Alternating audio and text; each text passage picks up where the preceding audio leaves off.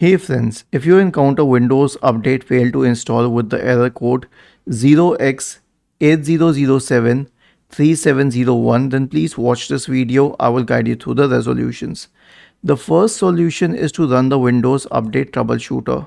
Right click on the Start button and select Settings from the menu. Then go to the System tab on the list on the left hand side. In the right pane, scroll down and click on Troubleshoot.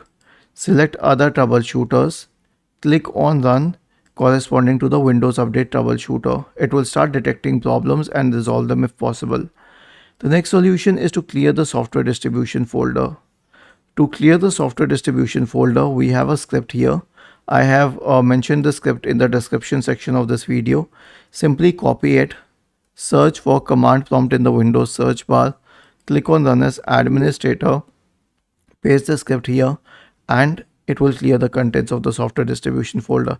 Now, while this is sufficient, if you want to go further into deleting the contents of the cat2 folder and other files, simply search for disk cleanup and go to disk cleanup and click on OK, and then click on cleanup system files, and after that you can select the drive, and it will start scanning. At one stage it will say Windows Update Cleanup, then that is when it will clear up all the Windows Update related files. Was this helpful?